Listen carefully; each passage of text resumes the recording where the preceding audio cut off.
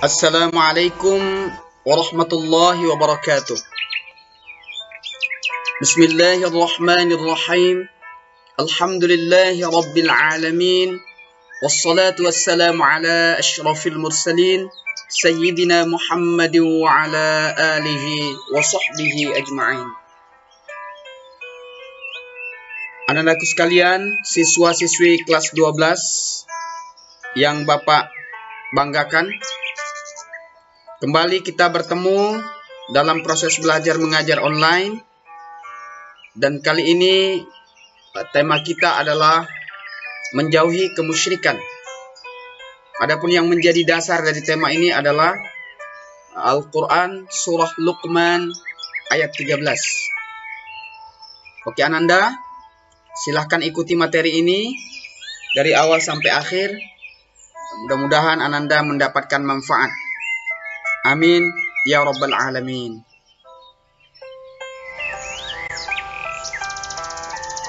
Baik, kita akan mencoba membaca terlebih dahulu Al-Quran surah Luqman ayat 13.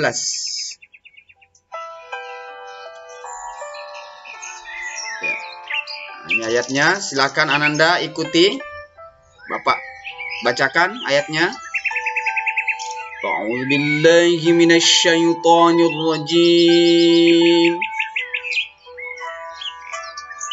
Bismillahirrahmanirrahim. Wa idh qala Luqmanu libnihi wa huwa ya'idhuhu ya bunayya la tusyrik billah inna syirka la zulmun 'azim. Shadaqallahul 'azim. Adapun arti dari ayat yang barusan kita bacakan tadi adalah, dan ingatlah ketika Luqman berkata kepada anaknya di waktu ia memberi pelajaran kepadanya, "Hai anakku, janganlah kamu mempersekutukan Allah. Sesungguhnya mempersekutukan Allah adalah benar-benar kezaliman yang besar." Al-Quran surah Luqman ayat 13. Nah, selanjutnya Anda sekalian, mari kita amati hukum tajwid yang ada di dalam ayat tersebut. Pertama, ada kata qala. Ini hukum bacaannya adalah mad tabi'i karena ada fathah diikuti alif. Jadi huruf qaf yang berbaris atas, di depannya ada alif. Nah, alif itu adalah tanda panjang. Mad itu panjang maksudnya. Nah, jadi dibaca panjang. Qala. Tidak boleh kita baca qala. Tidak boleh. Nah, itu yang dimaksud dengan mad tabi'i. Ya. Dan tidak boleh terlalu panjang. Panjangnya cuma 2 harokat. Qala. Tidak boleh qala. Itu salah ya, terlalu panjang. Kemudian ada Luqman. Ini ada hukum bacaan qalqalah sughra, ya, karena ada huruf qalqalah bertanda baca sukun. Jadi huruf qalqalah itu Ananda huruf yang kalau dia mati berbunyi. Nah, kebetulan dalam kata ini ada huruf qaf, ya. Nah, jadi qaf itu kalau dia mati bacanya luqa. Nah, gitu nak ya. Luqman.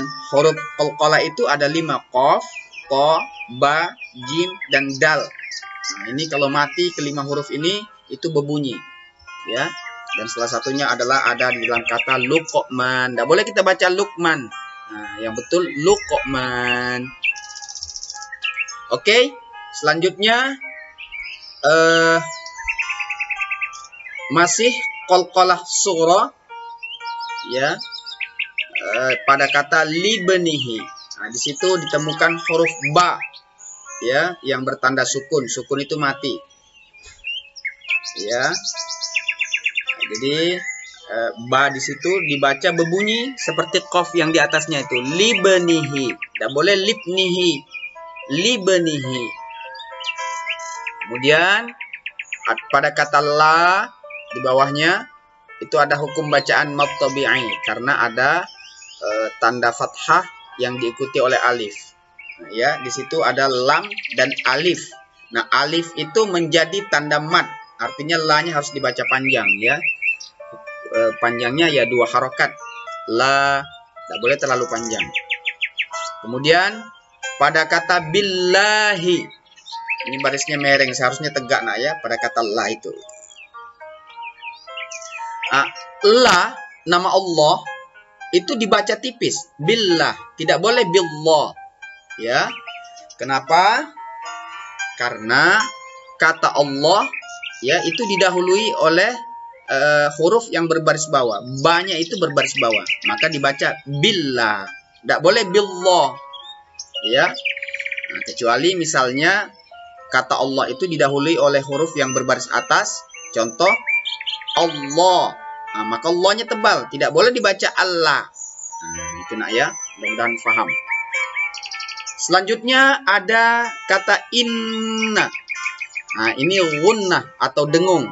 Jadi nun yang bertasydid ya, itu dibaca dengung. Dengung itu maksudnya dilamakan. Contoh inna. Tidak boleh ina, tidak boleh. Jadi didengungkan. Inna. Nah, itu yang dimaksud dengan dengung. Kemudian laulmun awim. Nah, di situ ada hukum bacaan izhar ya, pada huruf mun bertemu dengan a. Laulmun awim. Jadi baris 2 tanwin ya berhadapan dengan ain. Nah, itu hukumnya izhar, artinya munnya itu harus dijelaskan, tidak boleh didengungkan. Misalnya laulmun awim, nah itu salah. Yang betul laulmun awim. Itu nah ya, itulah beberapa hukum tajwid yang ada di dalam surah Luqman ayat 13.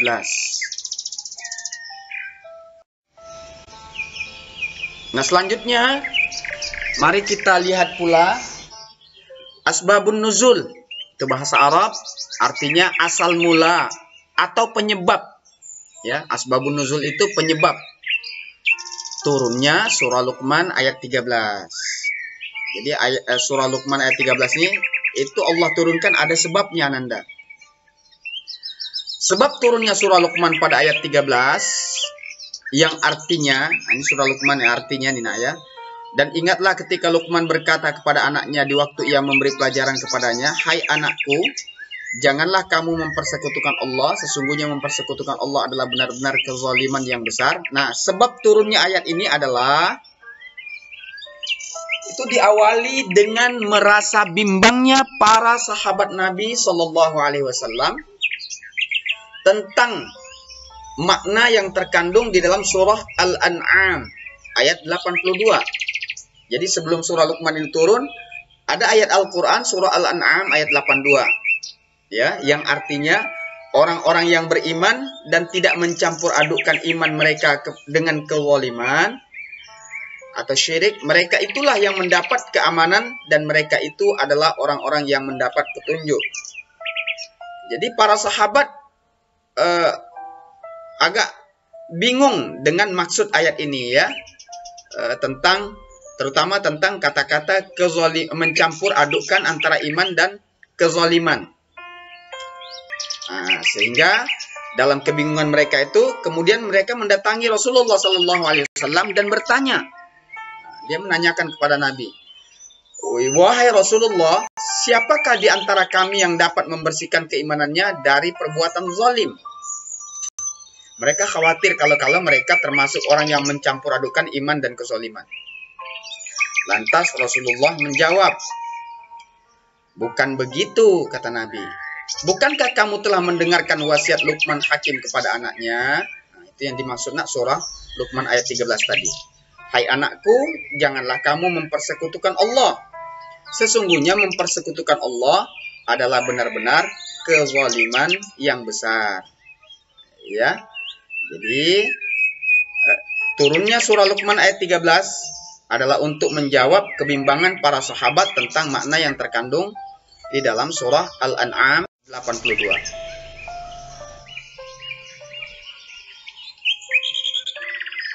Selanjutnya, mari kita masuk ke pengertian syirik. Ya, jadi syirik itu ananda sekalian, bahasa gampangnya itu menduakan Allah. Jadi di samping nyembah Allah, juga menyembah yang lain. Nah, itu yang dimaksud dengan menduakan Allah. Jadi syirik maksudnya adalah ada sesuatu ya yang dijadikan tempat menyembah dan meminta pertolongan selain dari Allah. Inilah syirik itu ananda. Bentuk-bentuk kemusyrikan yang wajib dijauhi. Nah, ini yang umum ada di sekitar kita ananda sekalian, dan kalau bisa ini wajib dijauhi ya. Misalnya jimat-jimat. Ya. Jimat tangkal tuyul, tangkal setan, tangkal apa gitu ya. Jimat penglaris. Dia meyakini bahwa jimat-jimatnya itulah yang akan membuat misalnya dia selamat atau dagangannya laris. Nah, inilah kemusyrikan. Dengan Allah minta juga, tapi dengan jimat itu dia juga yakin. Ini yang disebut dengan mendua. Jadi dia mensejajarkan Allah itu dengan jimat-jimat itu. Ya, nah, ini adalah bentuk kemusyrikan. Tangkal-tangkal misalnya ya. Anda pernah lihat yang digantung-gantung di pintu itu? Ada duri salah, ya, bahkan Al-Qur'an digantung di situ. Astagfirullahaladzim. Itu sama sekali tidak pantas ananda. Al-Qur'an itu bacaan, bukan untuk digantung jadi sarang kecoa, jadi sarang tempat cicak betelok di situ. Astagfirullahaladzim. Nah, ditanya, apa itu gunanya? Supaya pelesit, supaya kuntilanak jangan masuk. Astagfirullahaladzim. Ya, kita diajarkan dalam Islam minta selamat itu hanya kepada Allah. Cukup dengan bermohon minta keselamatan ya. Misalnya dengan membaca a'udzubillahi minasyaitonirrajim, aku berlindung kepada Allah dari godaan syaitan yang terkutuk, atau membaca surah Al-Falaq dan surah An-Nas. Ya, tidak dengan menggantung-gantungkan benda-benda atau semacam tangkal-tangkal ya. Dengan berbagai macam bentuknya ya. Tangkal-tangkal itu. Kemudian pemujaan-pemujaan ya, atau meminta terhadap kuburan. Jadi bawa sesajian ke kuburan-kuburan, kuburan keramat anu, kemudian dia meminta di kuburan itu ya, supaya misalnya usahanya lancar ya. Dengan Allah minta juga, dengan kuburan minta juga. Nah, ini syirik ananda sekalian. Di kuburan itu ananda sekalian, siapapun yang berada di kuburan itu, kuburan siapapun itu, tak lebih dari sekedar tumpukan tulang belulang ya, atau manusia yang sudah mati di situ, dan tak pantas untuk dijadikan sebagai tempat meminta. Dia bukan Tuhan. Nah, kalau ada yang melakukan ini, berarti dia telah melakukan perbuatan syirik. Kemudian benda-benda yang dikeramatkan, misalnya ya bentuk-bentuk keris-keris, apa sering tuh nenek-nenek kita ya, atau batu-batu cincin, atau sabuk-sabuk apa kek bentuknya ya, menganggap bahwa itu bisa menyelamatkan. Nah, ini satu kemusyrikan juga. Kemudian jin ya, atau syaitan, meminta bantuan jin, atau meminta atau menyembah jin, atau menjadikan syaitan sebagai penolong ya. Contoh pesugihan-pesugihan itu ya, orang minta kayu ke Gunung Kawi misalnya, pernah dengar nggak itu ya. Nah, kemudian ada lagi perdukunan, minta penglaris ke dukun, minta supaya disembuhkan penyakitnya ke dukun. Jadi dukun bukan yang menyembuhkan ya, Allah yang menyembuhkan ya. Dan berbagai bentuk kemusyrikan lainnya. Jadi kesimpulannya beginilah Anda sekalian. Tidak ada yang pantas di muka bumi ini untuk kita jadikan sebagai tempat menyembah dan tempat meminta tolong selain hanya kepada Allah. Sebagaimana firman Allah yang kita baca ya di dalam surah Al-Fatihah, Iyyaka na'budu wa iyyaka nasta'in. Nah, itu artinya hanya kepada Engkau ya Allah kami menyembah dan hanya kepada Engkau kami meminta pertolongan. Jadi, sebagai seorang muslim ya, tidak pantas, tidak layak ada tempat lain selain daripada Allah untuk dia menyembah dan meminta tolong. Ini ada stiker ya, waspadai syirik di sekitar kita ya. Misalnya saja karena gunting, peniti dan bawang tidak akan bisa melindungi ibu hamil dan bayi. Ada keyakinan-keyakinan seperti ini Mas ya, dan ini harus dicampakkan karena ini adalah bentuk kesyirikan. Rasulullah Shallallahu Alaihi Wasallam bersabda, barang siapa menggantungkan jimat ya, maka ia telah melakukan syirik. Ini hadis riwayat Ahmad Hakim dari sahabat Uqbah bin Amir Al-Juhani. Nah, kemudian mari kita lihat apa ancaman bagi orang yang berbuat syirik. Ya. Jadi orang yang melakukan perbuatan syirik itu disebut musyrik. Nah, ini yang pertama. Allah Subhanahu wa taala tidak akan mengampuni orang yang berbuat syirik kepadanya jika ia mati dalam kemusyrikannya dan tidak bertaubat kepada Allah. Jadi maksudnya Anda sekalian, Allah tidak akan mengampuni dosa syirik itu ya ketika syirik itu terbawa mati. Jadi maksudnya itu tidak sempat dia minta ampun kepada Allah, mati dia dalam kemusyrikannya, maka dosanya tidak diampuni. Ya. Nah, sebagaimana Allah Azza wa Jalla berfirman, A'udzubillahi minasyaitonir rajim. Innallaha la yaghfiru an yushraka bihi wa yaghfiru ma duna dzalika liman yasha'. Wa man yusyrik billahi faqad iftara itsman 'azima. Artinya, sesungguhnya Allah tidak akan mengampuni dosa syirik. Dan Allah maksudnya nak ya, mengampuni segala dosa yang selain dari syirik itu bagi siapa yang dikehendakinya. Ya. Barang siapa yang mempersekutukan Allah atau berbuat syirik, maka sungguh ia telah berbuat dosa yang besar. Surah An-Nisa ayat 48. Anda sekalian, mari kita jauhi kemusyrikan ya, karena ini adalah dosa yang sangat besar di sisi Allah Subhanahu wa taala. Nauzubillah min dzalik. Kemudian yang kedua, bahaya syirik, diharamkannya surga bagi orang yang syirik. Jadi haram, tidak bisa masuk surga orang yang berbuat syirik. Sebagaimana Allah Subhanahu wa taala berfirman, A'udzubillahi minasyaitonir rajim. Innahu may yusyrik billahi faqad harramallahu 'alaihil jannah wa ma'wahu an-nar wa ma lidh-dhalimin min ansar.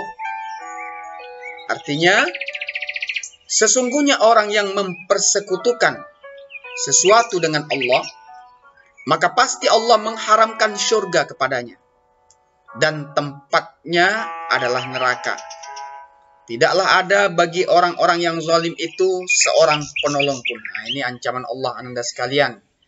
Jadi tidak akan masuk surga dan akan ditempatkan di neraka ya, orang-orang yang berbuat syirik. Nah, ini Anda sekalian, ini sekedar ilustrasi. Ini contoh ya perbuatan syirik. Perdukunan ya. Nauzubillah min dzalik. Kemudian yang ketiga, syirik menghapuskan semua pahala amal kebaikan. Jadi apapun kebaikan yang kita buat Ananda terhapus ya gara-gara melakukan perbuatan syirik. Allah Azza wa Jalla berfirman, A'udzubillahi minasyaitonir rajim. Walau asyraku la habita anhum ma kanu ya'malun. Artinya, seandainya mereka mempersekutukan Allah, niscaya lenyaplah dari mereka amalan yang telah mereka kerjakan. Jadi pahala kebaikan sebelum dia melakukan perbuatan syirik itu dihapus oleh Allah Subhanahu wa taala lantaran perbuatan syirik. Kemudian Allah Subhanahu wa taala juga berfirman, A'udzu billahi minasyaitonir rajim. Wa laqad uhiya ilaika wa ilal ladzina min qablik la in asyrakta la yahbatanna 'amaluk wa la takunanna minal khasirin. Artinya, dan sesungguhnya telah diwahyukan kepadamu dan kepada nabi-nabi sebelummu. Ya, kepadamu di situ Nabi Muhammad maksudnya nak ya, dan nabi-nabi yang sebelum beliau, jika kamu mempersekutukan Allah, niscaya akan hapus amalmu dan tentulah kamu termasuk orang-orang yang merugi. Anda sekalian, ini bukan perkataan Bapak ya. Ini firman Allah Anda sekalian. Ini adalah Al-Qur'an ya, kalam Allah, kitab suci umat Islam. Dan tidak ada gunanya kita menjadi seorang Islam kalau kita tidak percaya dengan kitab suci kita sendiri. Ya, mending sekalian murtad. Ya, karena apa gunanya jadi orang Islam kalau tidak beriman juga kepada Al-Qur'an. Jadi wajib hukumnya kita beriman. Ananda, ini penegasan Al-Qur'an bahwa orang yang musyrik itu pahala amal kebaikannya dihapus oleh Allah Subhanahu wa taala. Nauzubillah min dzalik. Nah, dua ayat ini menjelaskan barang siapa yang mati dalam keadaan musyrik, maka seluruh amal kebaikan yang pernah dilakukannya akan dihapus oleh Allah, seperti sholatnya, puasanya, sedekahnya, silaturahimnya, apapun ya bentuk kebaikannya, menolong fakir miskin dan lainnya, itu dihapus, tidak ada arti ya, lantaran dia telah berbuat syirik. Nah, Anda sekalian, sampailah kita pada penghujung materi kita, sebuah kesimpulan. Syirik adalah dosa besar ya, atau kezaliman yang besar yang tak diampuni oleh Allah jika terbawa mati. Karena itu mari kita jauhi sejauh-jauhnya. Kenali bentuk-bentuk kemusyrikan agar kita dapat menghindarinya. Anda sekalian, syirik akbar ya, doa untuk meminta hajat kepada penghuni kubur ya, maksudnya itu meminta-minta di kuburan. Ini termasuk syirik akbar. Akbar itu besar Anda. Rasulullah sallallahu alaihi wasallam mengingatkan atau mewanti-wanti ya, idza sa'alta fas'alullah ya, wa idza ista'anta fasta'in billah. Jika engkau memohon ya, kalau kau ingin memohon atau meminta sesuatu, mohonlah kepada Allah, jangan kepada yang lain. Dan jika engkau meminta pertolongan, maka mintalah kepada Allah. Nah, ini hadis nak ya. Jadi, tidak ada yang lain yang layak untuk kita meminta pertolongan atau berdoa atau memohon selain hanya kepada Allah Subhanahu wa taala. Demikian Anda sekalian pertemuan kita kali ini. Mudah-mudahan Allah ya menyelamatkan kita dari segala bentuk kemusyrikan ya, sehingga dengan demikian mudah-mudahan kelak kita termasuk orang-orang yang layak menghuni surga Allah Subhanahu wa taala. Amin ya rabbal alamin. Oke Anda sekalian, itu dulu yang bisa Bapak sampaikan ya, terkait penjelasan tentang surah Luqman ayat 13. Jika ada hal-hal yang tidak berkenan, Bapak mohon maaf. Akhirul kalam. Wassalamualaikum warahmatullahi wabarakatuh.